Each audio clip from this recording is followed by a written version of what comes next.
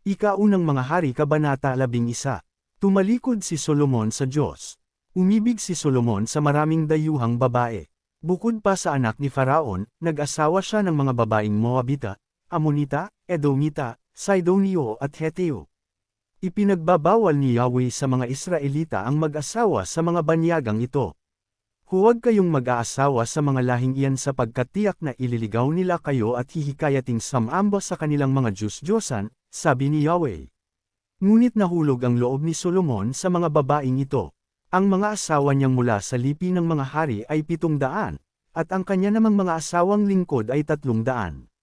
Nang matanda na si Solomon, nahikayat siya ng mga ito na sumamba sa kanilang mga Diyos-Diyosan. Hindi siya nanatiling tapat kay Yahweh, hindi niya sinundan ang halimbawa ni David na kanyang ama. Sumamba si Solomon kay Astarte, ang diyosa ng mga Sidonio at kay Milcom, ang karumaldumal na Diyos ng mga Amonita.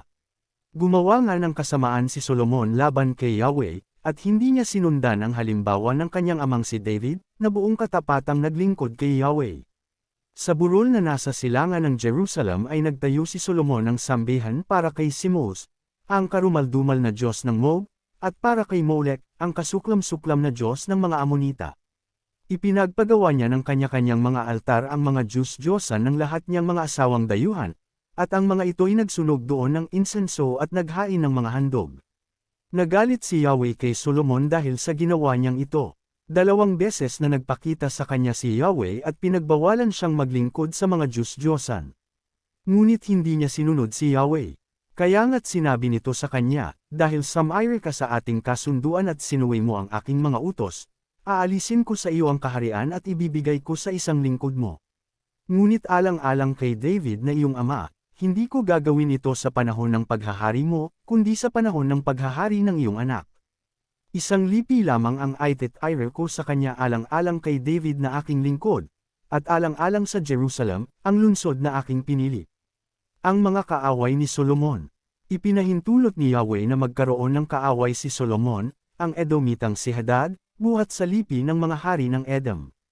Nang masakop ni David ang Edom, pumunta roon si Job, ang pinuno ng kanyang hukbo, upang ipalibing ang mga nasawi sa labanan.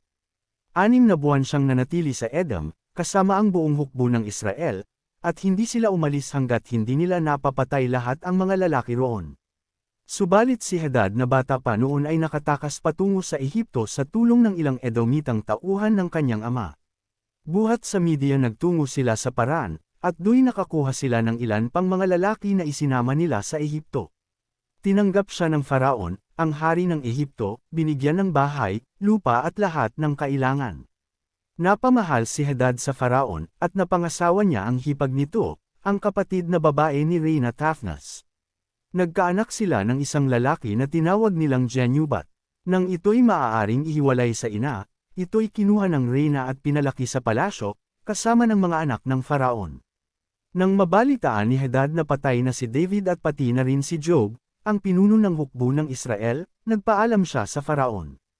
Ipahintulot po ninyong umuwi ako sa aming bayan, wika niya. Kinukulang ka pa ba rito ng anuman at gusto mo nang umuwi sa inyo? Tanong ng Faraon. Hindi po naman, sagot ni Hadad. Ngunit ipahintulot po ninyong makauwi muna ako sa amin. May isa pang kaaway na ginamit si Yahweh laban kay Solomon, si Rezon na anak ni Eliada.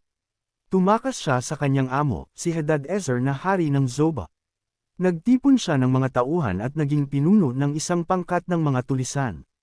Nangyari ito nang talunin ni David si Hadad-ezer at pinatay ang mga kakampi nitong taga-Syria. Si Rezon at ang pangkat niya ay nanirahan sa Damasco at do'y ginawa siyang hari ng Syria ng kanyang mga tauhan.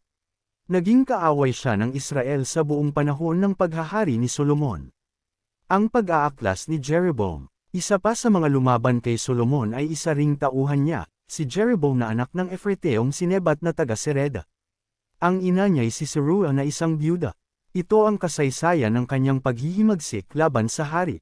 Ipinagagawa ni Solomon ang muog ng Milo at pinatatakpan ang mga butas sa pader ng lungsod ng Jerusalem. Si Jeroboam ay isang lalaking may kakayahan kaya't nang makita ito ni Solomon, inilagay itong tagapamahala ng lahat ng gawaing bayan sa lupain ng angkan ni Jose. Isang araw, lumabas ng Jerusalem si Jeroboam at nasalubong niya si Ahiyas, ang propetang taga Shiloh. Ito'y nag-iisa, at bago ang dalang balabal. Walang ano-ano'y inalis ni Ahiyas ang kanyang balabal at pinagpunit-punit sa 12 piraso. Sabi niya kay Jeroboam, kunin mo ang 10 piraso sapagkat ganito ang ipinapasabi ni Yahweh, ang Diyos ng Israel, hahatiin ko ang kaharian ni Solomon at ibibigay ko sa iyo ang 10 lipi. Matitira sa kanya ang 1 lipi, alang-alang kay David na aking lingkod.